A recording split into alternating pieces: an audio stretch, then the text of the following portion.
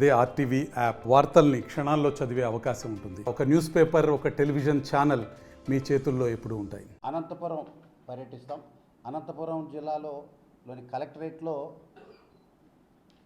SC welfare Anantapuram district అధికారులతో, అదేవిధంగా sub divisional అధికారులతో, పోలీసు వారు వీరందరితో కూడా రేపు రివ్యూ అండ్ టోటల్ గ్రీవియన్స్ అంటే హౌస్తో రిప్రజెంట్ చేస్తూ అసెంబ్లీ కమిటీలో భాగంగా అనంతపురం జిల్లాలో సంబంధించిన ఏదైతే అట్రాసిటీస్, ప్రివెన్షన్ ఆఫ్ అట్రాసిటీస్, అదేవిధంగా civil rights, protection of civil rights, ఇవన్నీ కూడా సివిలియన్స్కి ఏ రకంగా చేరుతున్నాయి, ఏ రకంగా అట్రాసిటీస్ సంబంధించిన కేసుల్లో దర్యాప్తు ఏ రకంగా ఉంది, బెనిఫిట్స్ సంబంధించిన దానికి ఏదైతే ఆ కేసుల్లో ఉన్న వారికి ఇవ్వాల్సిన ఏదైతే అమౌంట్స్ ఉంటాయో వాటన్నిటిని కూడా సక్రమంగా ఇస్తున్నారా లేదా సంబంధించిన వాటిలో, అదేవిధంగా ఎస్సీ వెల్ఫేర్ సంబంధించి డిస్ట్రిక్ట్ వ్యాప్తంగా ఏదైతే బడ్జెట్ ఉందో కేంద్రం నుంచి ఉన్న 10 పథకాలు, అదేవిధంగా రాష్ట్రంలో ఉన్న పథకాలు, వీటన్నిటినీ కూడా ఏ రకంగా డిస్ట్రిక్ట్లో, అనంతపురం డిస్ట్రిక్ట్లో, అదేవిధంగా మధ్యాహ్నం సత్యసాయి డిస్ట్రిక్ట్లో ఈ 2 జిల్లాల్లో ఈ మీటింగ్స్ పెట్టి అఫీషియల్స్తో, సబ్ డివిజన్ అధికారులతో కూడా టోటల్ రివ్యూ చేసి అనాలిసిస్ చేసి స్టేటస్ అన్నీ కూడా తెలుసుకొని మళ్ళీ వీటన్నిటిని కూడా హౌస్కి రిప్రజెంట్ చేస్తాం, హౌస్కి ఒక రిపోర్ట్ చేస్తాం. ఇది అన్ని జిల్లాల్లో చేయబోతున్నాం. మొట్టమొదటిగా అనంతపురం సత్యసాయి జిల్లాలో చేయాలని ఒక ముందు సంకల్పించాం. దాంట్లో భాగంగా ఈరోజు రావటం జరిగింది. మరి మొట్టమొదటిగా ఎంఎస్ రాజు గారిని ప్రత్యేకంగా అభినందిస్తున్నాం ఈ 2 జిల్లాలకి ఈ కార్యక్రమం చేయడానికి. అదేవిధంగా మడకశిర రావటం జరిగింది, మీ అందరికీ తెలుసు. జాతీయ నేతల విగ్రహ ఆవిష్కరణకు వచ్చాం.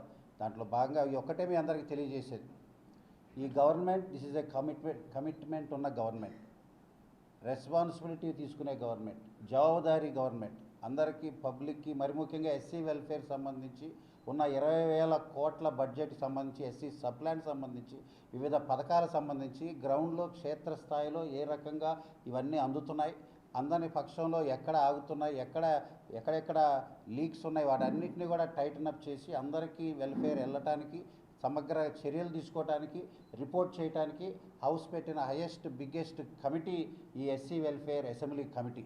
దాంట్లో భాగంగా 12 మంది ఎమ్మెల్యేలు ఉన్నాం. దాంట్లో 9 మంది ఎమ్మెల్యేలు, 3 ఎమ్మెల్సీలు, 5 మెంబర్స్ ఈ ప్రోగ్రామ్కి మేము అలొకేట్ చేసుకున్నాం. ఈ రేపు మార్నింగ్, ఈవినింగ్ ఈ పర్యటన ఉంటుంది. దాంట్లో భాగంగా మీ అందరికీ కూడా తెలియజేయడం జరుగుతుంది.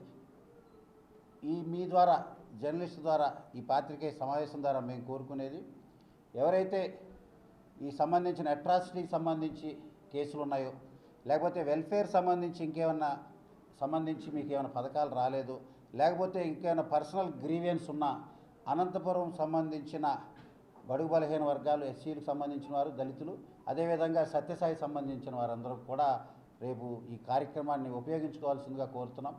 ఎవరి ద్వారా అయినా ఏమైనా ఇబ్బందులు ఉన్నా, మిమ్మల్ని ఏమైనా హెరాస్ చేస్తున్నా, మీకు పర్సనల్గా అధికారులు కానీ లేకపోతే పబ్లిక్ కానీ ఏ ఇబ్బందులు ఉన్నా రేపు ఈ కమిటీ దృష్టికి తీసుకొస్తే ఖచ్చితంగా మీకు న్యాయం జరగడానికి మేమందరం కూడా కృషి చేస్తాం, తెలియజేస్తాం. భారతదేశంలో ఎక్కడా జరగని విధంగా అట్రాసిటీ జరిగింది. దాడులు కానీ, హత్యలు కానీ, దళిత మహిళల పట్ల అత్యాచారాలు కానీ దేశంలోనే మొదటి స్థానంలో జగన్మోహన్ రెడ్డి గారు ముఖ్యమంత్రిగా ఉన్న 5 సంవత్సరాల కాలంలో జరిగింది. గతంలో జగన్మోహన్ రెడ్డి ప్రభుత్వంలో అనంతబాబు ఇష్యూలో అక్కడ ప్రత్యక్షంగా పోరాటం చేసింది తెలుగుదేశం పార్టీ, చంద్రబాబు నాయుడు గారి ఆదేశాల మేరకు మేమే. ఆ తర్వాత బాధిత కుటుంబం దగ్గరికి వెళ్ళి గౌరవ ముఖ్యమంత్రి, ప్రతిపక్ష నేతగా చంద్రబాబు నాయుడు గారు ఇచ్చినటువంటి ఆ కుటుంబానికి ఆర్థిక భరోసా 5 లక్షల రూపాయలు కూడా నేనే తీసుకెళ్ళి ఇవ్వడం జరిగింది.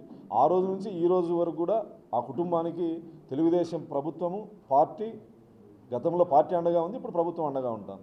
భారతదేశంలో ఎస్సీ ఎస్టీ అట్రాసిటీ కేసు దళితుల మీద పెట్టినటువంటి ఒక తుక్లక్ జగన్మోహన్ రెడ్డి. పులివెందుల్లో నాగమ్మ అనే మహిళ మీద హత్య జరిగితే పరామర్శించడానికి వెళ్ళినటువంటి అప్పుడు తెలుగు మహిళా అధ్యక్షురాలు అనిత, ప్రస్తుతం హోంమంత్రి గారు, ఎస్ఎస్ఎల్ రాష్ట్ర అధ్యక్షుడిగా అప్పుడు ఇప్పుడు ఎస్సీల మీద, మా మీదే అట్రాసిటీ కేసు పెట్టడం జరిగింది. అమరావతి రైతులు కూడా భూములు ఇచ్చిన పాపానికి రైతుల కోసం ధర్నాలు చేస్తా అంటే దళిత రైతుల మీద అట్రాసిటీ కేసు పెట్టి జైలుకు పంపించినటువంటి నీచ చరిత్ర జగన్మోహన్ రెడ్డిది.